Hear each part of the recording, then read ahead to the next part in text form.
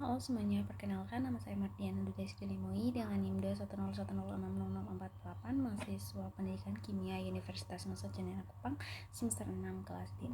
Pada kesempatan kali ini saya akan menjelaskan tentang anabolisme lipid atau anabolisme lemak. Jadi pertama-tama perlu kita ketahui apa itu anabolisme lipid. Jadi anabolisme lipid adalah proses metabolik dalam tubuh yang bertanggung jawab untuk pembentukan lipid atau lemak. Jadi proses ini melibatkan sintesis lipid dari molekul-molekul yang lebih sederhana seperti asam lemak dan gliserol. Anabolisme lipid terjadi ketika tubuh membutuhkan lemak untuk menyimpan energi, membangun membran sel, dan menjaga keseimbangan hormon. Jadi selama metabolisme lipid, molekul-molekul yang lebih sederhana digabungkan melalui berbagai jalur biokimia untuk membentuk lipid yang lebih kompleks seperti trigliserida, fosfolipid, dan kolesterol. Nah, proses ini memerlukan energi yang diperoleh dari makanan atau dari penyimpanan energi sebelumnya dalam tubuh. Jadi analisis lipid berlawanan dengan katabolisme lipid yang merupakan proses pemecahan lemak menjadi molekul-molekul sederhana untuk menghasilkan energi. Nah, selanjutnya anabolisme asam lemak juga merupakan pengubahan karbohidrat menjadi lemak, memerlukan produksi asam lemak dan gliserol sebagai rangka sehingga asam teresterifikasi. Jadi asam lemak dibentuk oleh kondensasi berganda unit asetat dari asetil koenzim A. Jadi sebagian besar reaksi sintesis asam lemak terjadi hanya di kloroplas daun serta di proplastid biji dan akar. Nah, selanjutnya kita masuk pada reaksi yang ada pada anabolisme lipid atau reaksi pada anabolisme lipid. Jadi yang pertama di sini yaitu biosintesis keton bodies. Jadi tujuan pembentukan keton bodies ini adalah yang pertama untuk mengalihkan sebagian asetil koenzim A yang terbentuk dari asam lemak di dalam hati dari oksidasi selanjutnya, dan yang kedua untuk mengangkut asetil koenzim A menuju jaringan lain untuk dioksidasi menjadi CO2 dan H2O atau salah satu cara distribusi bahan bakar ke bagian lain dalam tubuh. Nah, kemudian dalam keadaan pasca absorpsi, khususnya selama puasa atau kondisi lapar atau menderita diabetes mellitus, ada pergeseran dalam metabolisme lipid. Jadi pada penderita diabetes mellitus, jaringan tidak dapat memanfaatkan glukosa dari darah. Akibatnya hati lebih banyak menguraikan asam lemak yang diperolehnya dari jaringan adiposa sebagai bahan bakar. Nah, kita perhatikan pada gambar 1.1 yaitu reaksi pembentukan keton bodies. Jadi yang pada gambar pertama yaitu ada reaksi 1 itu adalah pembentukan asetoasil koenzim A, yang reaksi kedua itu pembentukan HMG koenzim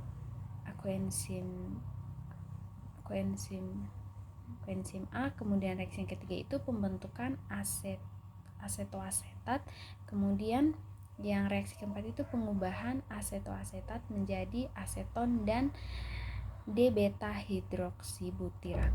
Nah, asetil CoA hasil degradasi asam lemak. Jika konsentrasinya dalam mitokondria hati tinggi, maka dua molekul asetil koenzim A akan berkondensasi membentuk asetoasil koenzim A.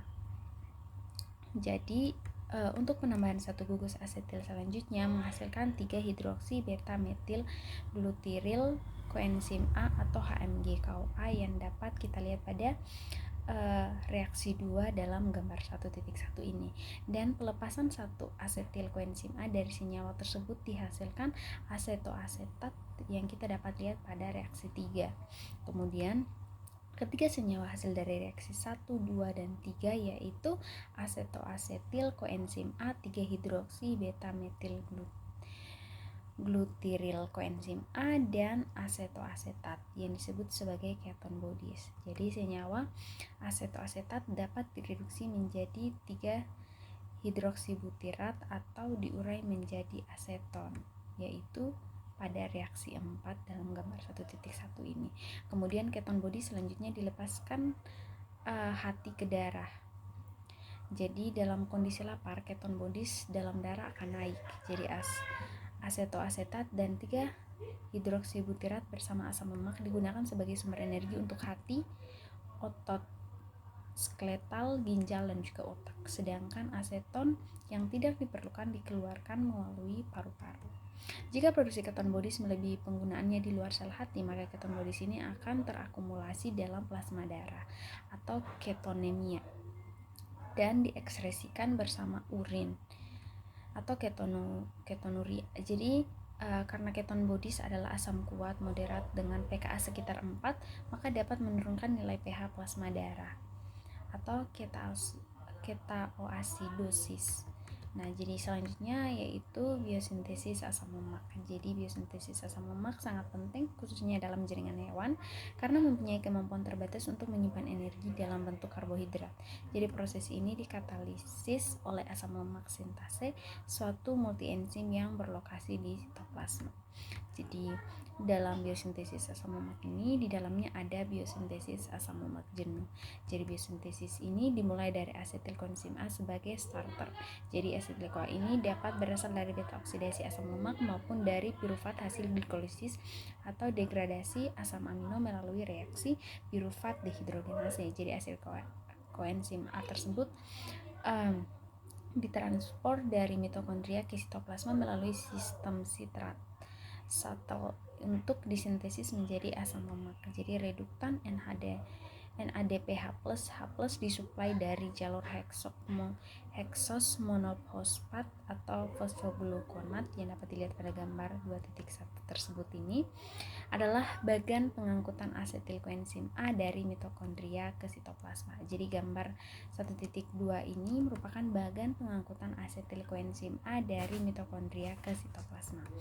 Jadi pirufat hasil katabolisme asam amino atau dari gugus glikosis glukosa diubah menjadi asetil koenzim A oleh sistem pirufat dehidrogenase. Jadi gugus asetil tersebut keluar matriks mitokondria sebagai sitrat masuk ke sitol untuk sintesis asam lemak. Jadi oksaloasetat direduksi menjadi malat kembali ke matriks mitokondrion dan diubah kembali menjadi malat. Jadi malat di sitosol dioksidasi oleh enzim malat menghasilkan NADPH dan pirufat.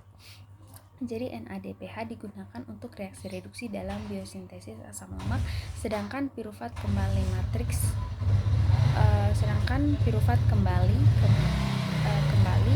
ke matriks mitokondrion. Jadi asam lemak sintase disusun oleh dua rantai peptida yang identik itu biasanya disebut dengan homodimer yang dapat dilihat pada gambar 1.3. Jadi masing-masing dari dua rantai peptida yang digambarkan sebagai suatu Happy's Hammers tersebut mengkatalisis 7 bagian reaksi yang berbeda yang dibutuhkan dalam sintesis asam palmitat. Jadi katalis reaksi multi urutan dengan satu protein mempunyai beberapa keuntungan dibandingkan dengan beberapa enzim yang terpisah. Jadi keuntungan tersebut antara lain yang pertama itu reaksi-reaksi kompetitif dapat dicegah.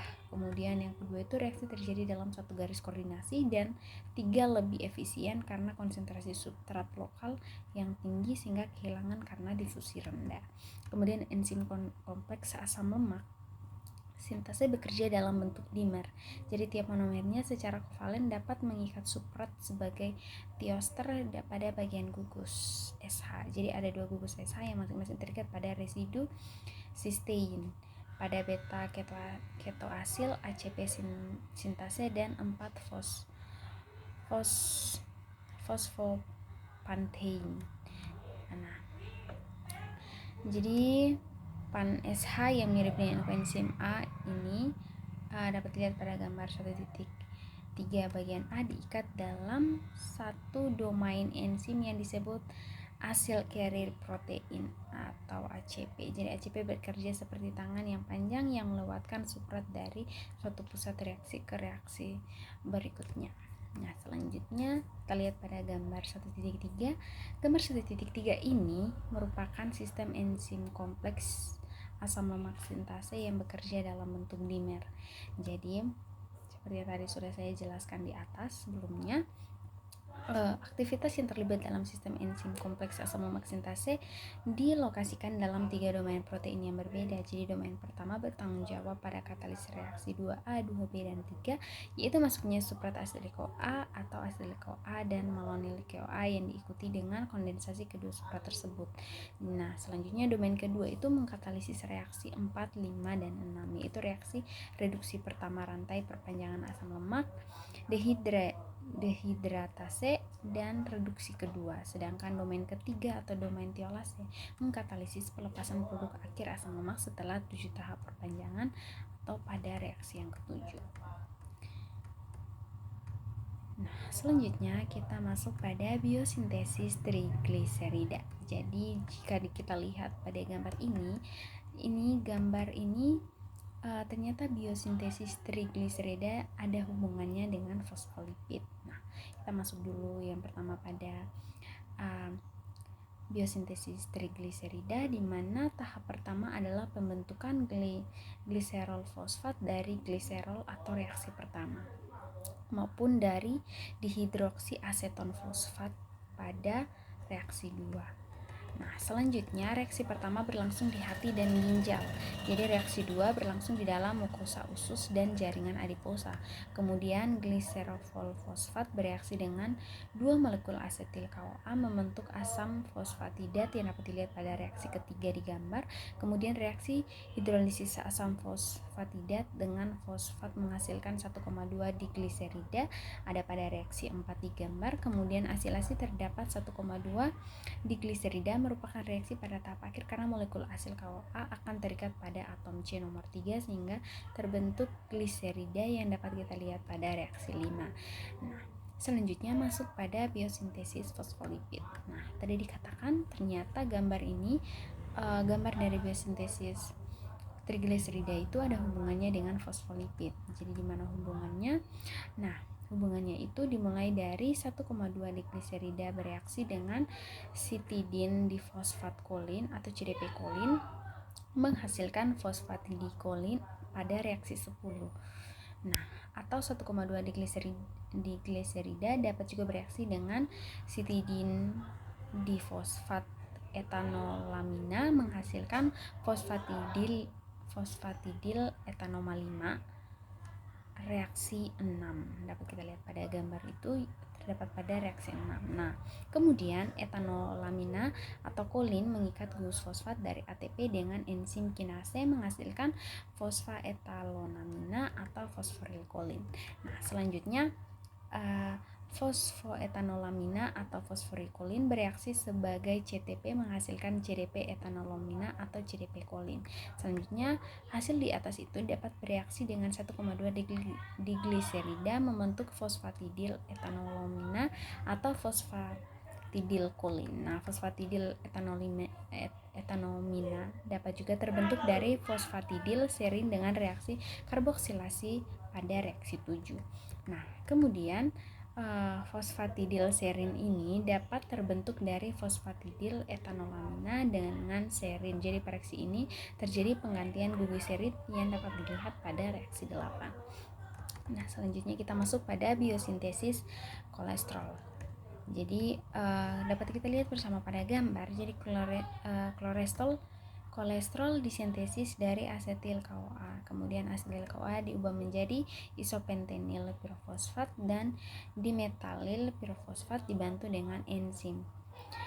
Isopentenyl pirofosfat dan dimetalil pirofosfat bereaksi membentuk kolesterol. Nah, pembentukan ini membentuk senyawa antara geranil pirofosfat, squalen dan lenosterol. Nah, kecepatan pembentukan kolesterol dipengaruhi konsentrasi kolesterol dalam tubuh. Jika dalam tubuh kolesterol cukup, maka kolesterol akan menghambat sendiri reaksi pembentukannya atau hambatan umpan balik dan sebaliknya. Nah, itu saja yang dapat saya sampaikan terkait penjelasan tentang anabolisme lipid. Selebihnya saya mohon maaf. Sekian dan terima kasih.